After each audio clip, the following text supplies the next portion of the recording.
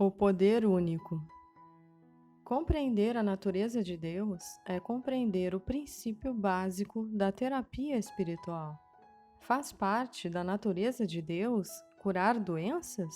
Achas que sim? Se Deus é onipotente e todo amor, por que não curou as doenças ontem? Por que esperou até hoje? E por que não as cura nem hoje? A maior parte dos homens pensa que Deus cura as doenças através do médico, mas, à luz das estatísticas, pelo menos até o século passado, Deus não foi muito feliz nesse processo de curar pela medicina. Até um século atrás, morriam diariamente homens em consequência de moléstias que hoje em dia são curadas em 24 horas. Por que assim? Queria Deus que esses homens morressem quando nós não o queríamos? Haverá em Deus acepção de pessoas? Deus nunca se agradou do nosso morrer, nem se agradará jamais. Além disto, Deus nunca foi responsável pelo nosso morrer.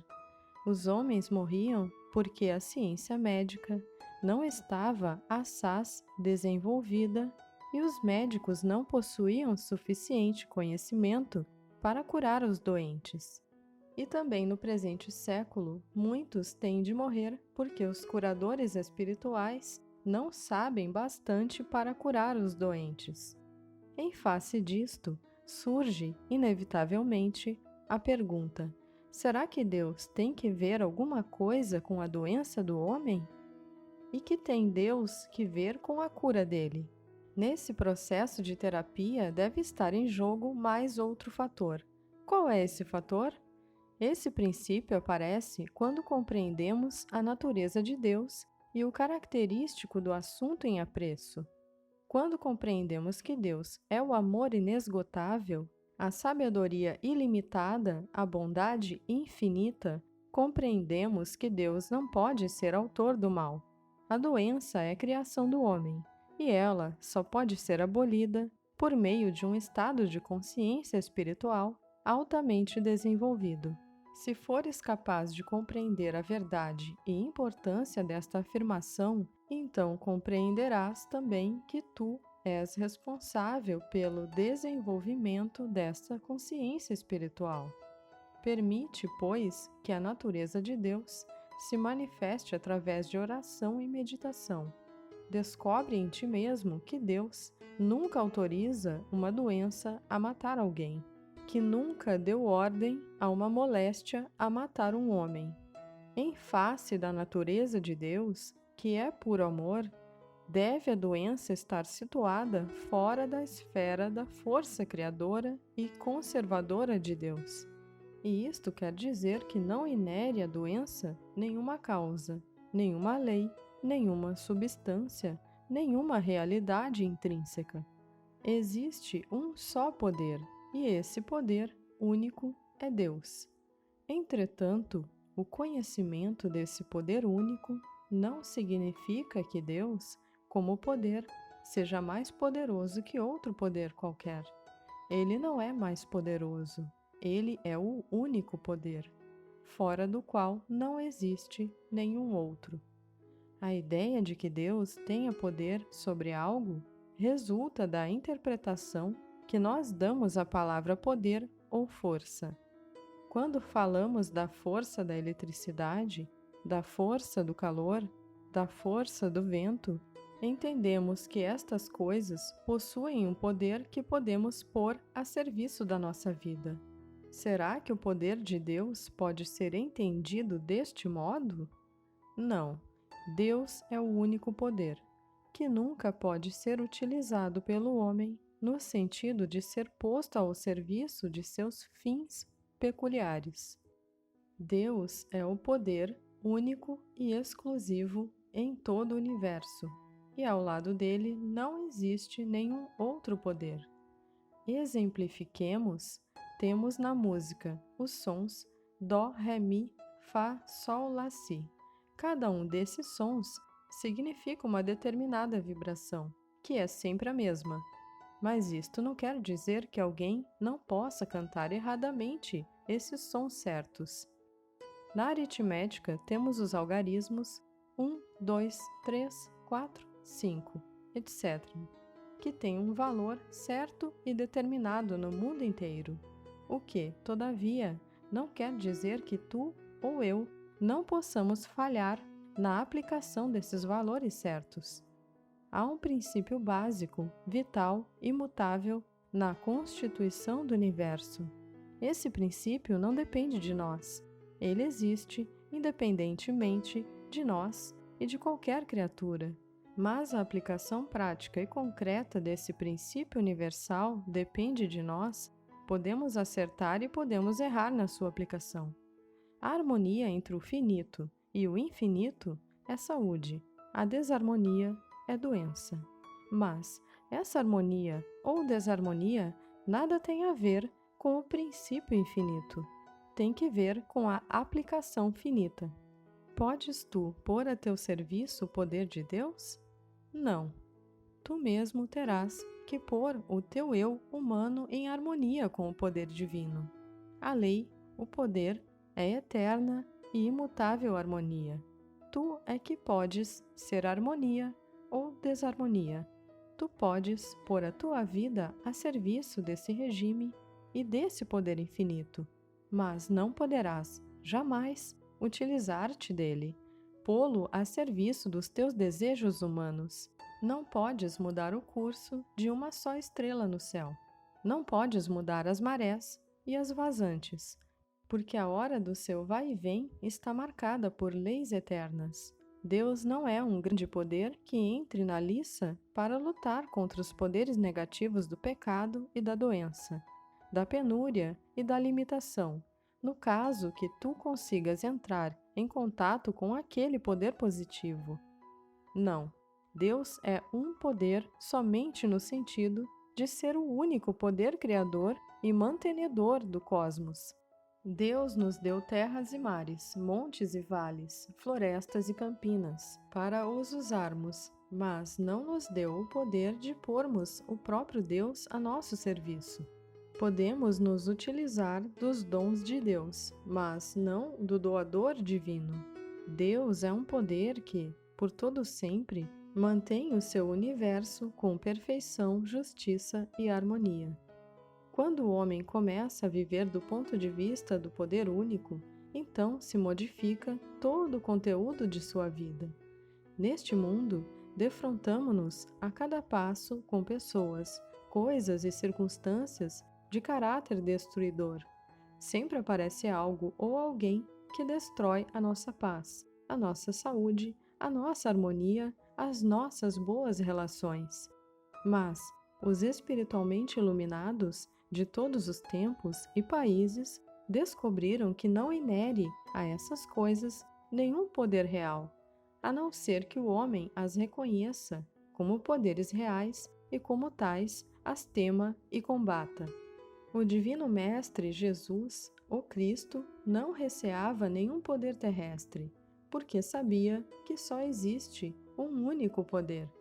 Quando um dia os seus discípulos se gloriavam do seu poder sobre as potências do mal, o Mestre os corrigiu imediatamente, dizendo: Não vos alegreis, porque os espíritos vos estão sujeitos.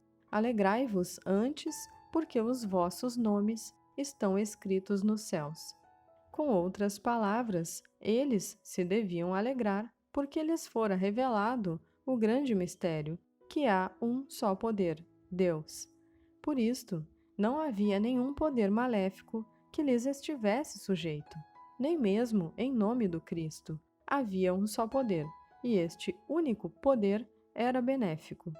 E é este o mistério que continua a ser ignorado pelo mundo materialista, pela inteligência humana e mesmo por muitos daqueles que se dizem religiosos.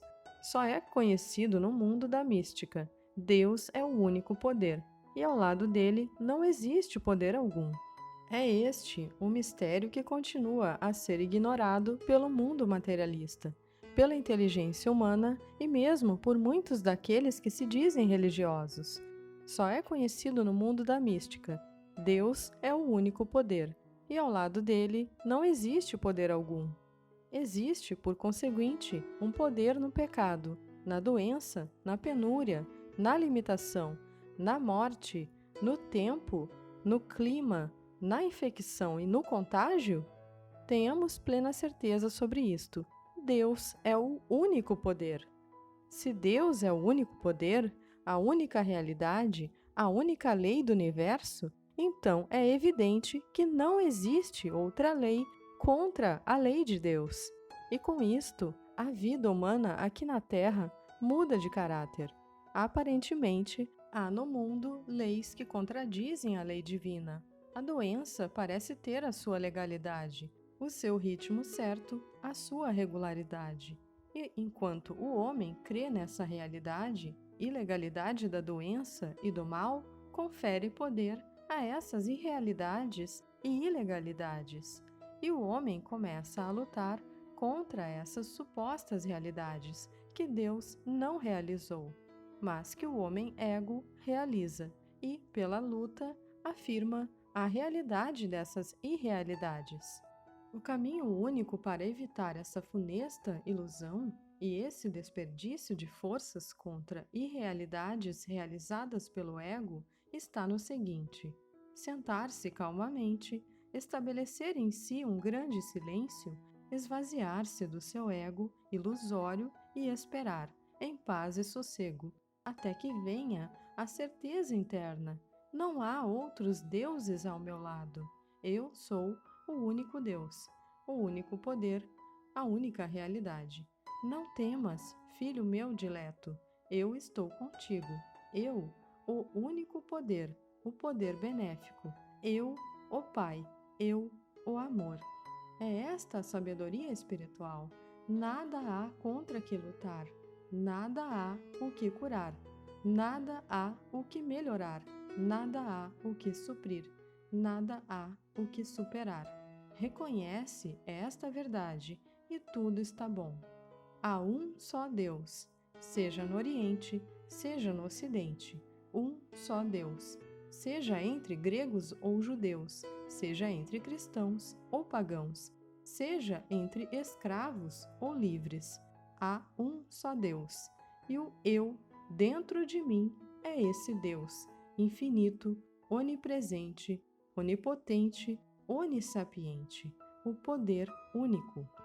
Não há nenhum poder fora desse poder, que sou eu, o meu divino eu. Esse eu que eu sou é imortal, é eterno.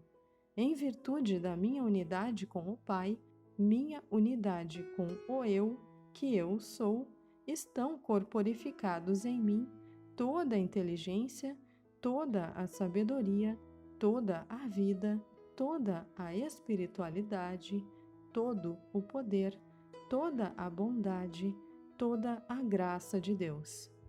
A fim de poder curar pelo Espírito, é necessário que o homem seja capaz de encarar firmemente toda a maldade e todo o mal, em qualquer forma, e dizer com absoluta confiança: não tenho medo de ti, nem jamais lutarei contra ti. Por que temeria eu o que um mortal me possa fazer? Por que temeria o que coisas ou circunstâncias perecíveis me possam fazer, se Deus mesmo é a única lei, a única presença, o único poder, a única causa, a única substância, a única realidade? Ficarei quieto e tranquilo, aguardando a redenção da parte do Senhor. A nossa adoração se dirige a um Deus tão infinito que ao lado dele nada existe que deva ser removido ou aniquilado. Não há nada que possa restringir ou impedir no seu reto agir aquele que compreendeu este princípio. Porquanto o Deus em nosso interior é uma inteligência onisciente, um amor divino, um poder onipotente, uma influência criadora única, o princípio fundamental do universo. Neste princípio está sintetizado o segredo da cura pelo Espírito, como também a harmonia da própria vida. Leva o homem através da vida, ritmicamente, suavemente, como que sobre um raio de luz. Tudo que o homem tem de fazer, ele o faz, esse ele no centro do próprio ser, esse infinito invisível, que sempre age, mesmo quando o homem dorme, que vai diante dele para lhe preparar um bom lugar e o acompanha na jornada e sintoniza em amor todos os que acompanham e sejam receptivos para as suas amorosas irradiações. Após a constante aplicação deste princípio, acaba o homem por se convencer da verdade absoluta de que Deus e o Ser infinito, o Ser uno, e que todas as coisas contra as quais a humanidade luta não são poder algum. Em momentos de iluminação superior, contempla o homem o mundo e vê que todos os seus fenômenos transitórios se diluem como as trevas se dissolvem na face da luz. Em momentos sublimes desses, pode o homem enfrentar todos os leões e tigres da terra e envolvê-los no fulgor da sua consciência espiritual, na certeza de que esta luz dissolverá todas as aparências ilusórias que lá estão e revelará a verdadeira natureza dos seres.